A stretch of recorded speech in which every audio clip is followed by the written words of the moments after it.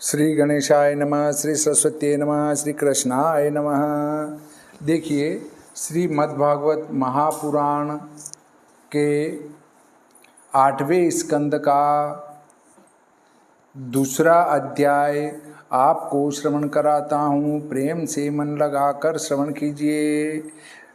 दूजे में करी करी नियुत, जल में करत विहार। जब पकड़ो गज ग्राहने, तब गज करी पुकार। श्री शिवदेव मुनि बोले कि हे राजन, त्रिकूट नामक एक प्रधान पर्वत है। वह पर्वत अतिशय श्रीमान और चारों ओर क्षीर सागर से घिरा हुआ है और 10 सहस्र योजन ऊंचा है और चारों ओर उसका विस्तार भी 10 सहस्र योजन का है। वह पर्वत अपने चांदी, सोने और लोहे के 3 बड़े बड़े श्रृंगों से समुद्र और सब दिशाओं को शोभायमान कर रहा है, इसीलिए उसका नाम त्रिकूट हुआ है। त्रिकूट पर्वत के और दूसरे शिखर अनेक भांति के रत्न और धातुओं से चित्रित हैं। उन शिखरों से और विविध भांति की लता, बेल, झाड़ी और वृक्षों से झरनों के गिरते हुए जल के शब्द से सब दिशाओं की शोभा हो रही है और जल की तरंग से इस पर्वत का मूल भाग धुलने से पलाश के समान रंग वाली मरकत मणि से निकट की भूमि मानो श्याम वर्ण हो रही है। इस पर्वत की कंदराएं क्रीड़ा करते हुए सिद्ध, चारण, गंधर्व, विद्याधर, बड़े बड़े नाग, किन्नर और अप्सराओं से सदा ही परिपूर्ण रहती हैं। इस पर्वत की जो कंदराएं ऊपर कहे हुए किन्नर इत्यादि के संगीत शब्द से शब्दायमान हैं, उनमें इसी स्थान के रहने वाले मदगर्वित सिंहों के झुंड दूसरे सिंहों की आशंका से उस शब्द को न सहकर गर्जन करते हैं। और इसी पर्वत की गुफाएं विविध भांति के बनेले पशुओं के समूह से सदा भरपूर और उनके व्याप्त रहने से मानो स्वयं आप ही सज रही हैं। त्रिकूट पर्वत के ऊपर जो देवता लोगों की फुलवाड़ियाँ हैं, उनमें भांति भांति के चित्र विचित्र पुष्पों के वृक्ष लग रहे हैं। उन पर बैठे हुए रंग रंग के विहंग निरंतर मधुर मधुर बोलियाँ बोल रहे हैं। यह पर्वत अनेक निर्मल नदी और सरोवरों से भूषित हैं। उन सब नदी और सरोवरों के किनारे मणिमय बालू बिछा हुआ है। देवताओं की स्त्रियां जब उस नदी और सरोवरों में स्नान करती हैं, तब वह अति सुगंध फैल जाती हैं, जिससे वहाँ के जल में और पवन में सुगंध हो जाती हैं। हे राजन, उस पर्वत की गुफा में महात्मा वरुण जी का एक उपवन है। उसका नाम ऋतुमत है और वहाँ देवता लोगों की स्त्रियां क्रीड़ा करती हैं और वहाँ के वृक्षों में सब दिन फल फूल लगे रहते हैं, जिससे यह उद्यान बाग सदा सब प्रकार से शोभायमान रहता है। हे महाराज, इस त्रिकूट पर्वत के ऊपर कितने वृक्ष हैं, उन सब का वर्णन मैं नहीं कर सकता, परंतु कुछ संक्षेप से कहता हूँ। मंदार, पारिजात, पाटल, अशोक, चंपा, आम, चिरौंजी, कटहर, आम्र, आम्रातक, सुपारी, नारियल, खजूर, दाड़िम, महुआ, साल, ताल, तमाल, पीतसाल, अर्जुन, रीठा, गुलर, पिलखन, बड़, ढाक, चंदन, नीम, कचनार, पिच्चू, मंद, कोविदार, स्वरूपा, देवदारू, दाख, किशमिश, ईख, केला, जामुन, बेरी, बहेड़ा, हड़, आमला, कपित, बेल, जंबीरी और भिलावे आदि असंख्य वृक्षों से यह पर्वत शोभायमान है। इस त्रिकूट पर्वत पर एक बड़ा भारी सरोवर है। उसमें स्वर्ण के कमल सदा प्रकाशमान रहते हैं और अगणित कुमुद, बबूले, कल्हार, कमल और शतपत्र की शोभा से वह अति उद्दीप्त हैं। और यह सरोवर मत वाले भौरों के शब्दों से शब्दायमान है और मधुर बोली बोलने वाले विशेष करके हंस, कारंडव, चक्रवाक और सारसों से व्याप्त हैं। वह जल, मुर्गावी, पपीहे, दादुर, इनके समूह भी वहाँ गूंज रहे हैं और मच्छ और वह कछुए इस प्रकार से पेरते हैं, जिनसे कमल के फूल हिल जाते हैं और उनके पराग से सरोवर का जल विभूषित हो जाता है।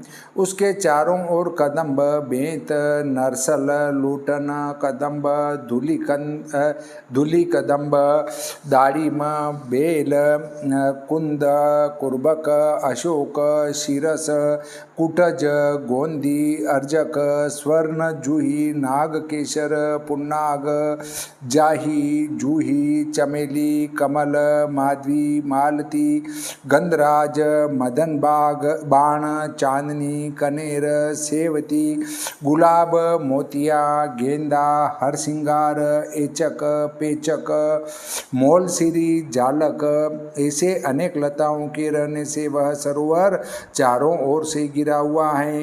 इनके अतिरिक्त और जो पेड़ किनारे पर हैं उन सब पर सदा फल फूलों के रहने से वहाँ मानो सब ऋतुएं नित्य वर्तमान रहती हैं। इस कारण इन वृक्षों के लगे रहने से वह सरोवर अत्यंत ही शोभायमान है। वहाँ पर एक दिन पर्वत के वन में रहने वाला हाथियों के युद्ध का पालन करने वाला बड़े बल वाला हाथी हथिनियों के सहित विचरण करता हुआ प्यास से पीड़ित अपने युद्ध को साथ ले जल पीने को सरोवर के निकट आया। कांटों के सहित कीचक, ठोस, बांस और बेंतों से युक्त बड़ी बड़ी लताओं के समूह और बड़े बड़े वृक्षों को तोड़ता हुआ चला आता था। उसका ऐसा प्रताप था कि उसकी गंध पाते ही सिंह, गजेंद्र, व्याघ्रादि और गेंडे, कृष्ण सांप, शलभ, अकुल और चमर गाय भय के कारण भागने लगे, परंतु भेड़िया, सुअर, भैंसे, रीछ, मेह, लंगूर, कुत्ता, बंदर, हरिण, खरगोश आदि जो क्षुद्र जीव हैं ये उसकी दृष्टि बचाकर उसके अनुग्रह से निर्भय होकर विचरण करते हैं। यह गजेंद्र भीष्म से संतापित हो प्यास का मारा अपने युद्ध को साथ लिए अति वेग से सरोवर के निकट आया। उसके साथ में बहुत हथिनियाँ थी और मद चुआते हुए बहुत से बच्चे भी दौड़कर पीछे से आ रहे थे। वह गजेंद्र ऐसे बड़े भारी दल को साथ लेकर निकला कि उसके भार से त्रिकुट पर्वत सर्वतः कंपायमान हो गया। उसके गंड स्थल से जो मद चू रहा था उसमें मद का जल पीने वाले भोरे उसकी सेवा कर रहे थे। इसमें एक शंका होती है कि हाथियों का अभिमान भंग करने वाले जो सिंह हैं वे उस गज के देह की सुगंध को सूंघकर उनको छोड़ इधर उधर भाग गए। बड़े आश्चर्य की बात है, एक सिंह को देखकर हाथियों के युद्ध भाग जाते हैं, फिर एक हाथी की गंध को पाकर सब बेन के सिंह क्यों भाग गए? उत्तर यह है कि आपका कहना सत्य है। सिंह के सामने हाथी नहीं ठहर सकते, वरन सिंह के वन में हाथी जाते भी नहीं हैं। यह बात तो प्राकृत हाथी होता है उसकी है, और यह हाथी तो तपस्वी था, शाप से हाथी हो गया था, परंतु रात दिन इसके पूर्व जन्म का तप रक्षा करता था। उस तप की अग्नि के गंध से सब सिंह भाग गए थे। इस सरोवर की वायु जो कमल के पराग से सुवासित होकर आती थी, उसकी सुगंध को पाकर उस गजेंद्र के दोनों नेत्र मद के मारे विवल हो रहे थे। युद्धपति सरोवर पर जाकर स्नान करके अपने ऊपर जल छिड़क थकावट को मिटाकर फिर कांचन कमल और उत्पल रेणु से सुगंधित निर्मल और मीठा जल शुंड में भरकर पीने लगा। इसके उपरांत शुंड में भरे शीतल जल से वह दयावान गृही पुरुषों के समान अपनी हथिनियों और बच्चों को स्नान कराने लगा और जल भी पिलाया। वह गजेंद्र अतिशय दुर्मद और परमेश्वर की माया से मोहित था। इस कारण इस कार्य के करने से दूसरे किसी को जो बड़ा भारी कष्ट होता था उसको वह नहीं जान सका। परंतु हे राजन, इसी सरोवर में एक बलवान ग्राह नाका रहता था, अर्थात मगर रहता था। थोड़ी ही देर के पीछे उसने देव प्रेरित के समान आकर विजाति क्रोध से इस गजेंद्र हाथी के पैर को झपट कर पकड़ लिया। यह युद्धपति भी अति बलवान था। जब यह इस प्रकार की विपत्ति में पड़ा तब अपने छुटकारे के लिए यथासाध्य विक्रम प्रकट करने लगा। ग्राह में भी थोड़ा बल नहीं था, वह भी उत्तेजित हो महावेग से गजेंद्र के चरण को पकड़कर खींचने लगा। यह देखकर हथिनियाँ हीन मन हो केवल हाहाकार करने लगी, और जो हाथी थे वे इस गजेंद्र को पकड़ रहे थे, परंतु उस ग्राह के बल से इसको छुड़ाने के लिए समर्थ न हुए। हे राजन, इस प्रकार गजेंद्र और ग्राह दोनों का महाघोर युद्ध हुआ। वे दोनों एक दूसरे को जल के बाहर भीतर को खींचते खींचते थे। इस प्रकार से 1 सहस्र वर्ष बीत गए, परंतु इस बीच में किसी के भी प्राण न गए। हाथी भी जीवित रहा और ग्राह के प्राण भी न निकले। देवता लोग यह बात देखकर अति आश्चर्य करने लगे। इसके उपरांत बहुत काल के पीछे गजेंद्र का उत्साह, शारीरिक बल, शक्ति और इंद्रियों का वीर्य घटने लगा। इससे ग्राहस जल में खींचे जाने पर वह गजेंद्र व्याकुल होने लगा और उस नाके की उत्साह शक्ति क्रम क्रम से बढ़ती ही जाती थी। यह युद्धपति जब इस प्रकार प्राणों के संकट को प्राप्त हुआ और किसी प्रकार अपने को न छुड़ा सका, तब बहुत देर तक चिंता करता रहा। इसके पीछे उसके मन में यह बुद्धि उत्पन्न हुई कि मैं अत्यंत व्याकुल हो गया हूँ और मेरी जाति वाले हाथी भी मुझको छुड़ाने को समर्थ नहीं हैं और मैं स्वयं भी समर्थ नहीं हूँ। फिर इसकी क्या आशा की जाए कि यह हथिनियाँ मुझे छुड़ाएंगी। मैं ग्राह रूप विधाता की फांसी से बंध गया हूँ।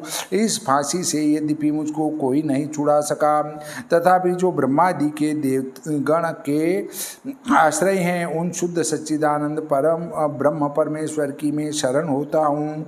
वे अनिर्वचनीय ईश हैं। अत्यंत प्रचंड वेग से दौड़ते हुए बलवान मृत्यु रूप सर्प से डरकर जो उनकी शरण में आते हैं, उनकी वे रक्षा करते हैं। उनके भय से मृत्यु भी भाग जाती हैं, अतः मैं उनकी ही शरण जाता हूँ। श्रीमद्भागवते महापुराणे अष्टम स्कंदे भाषा टीकायां गजेंद्रोपाख्यान वर्णनम नाम द्वितीयोऽध्याय। बोले श्री सरस्वती मैया की जय, श्री कृष्णचंद्र भगवान की जय, गणपति जी महाराज की जय, रामचंद्र भगवान की जय, श्री बजरंग बली की जय।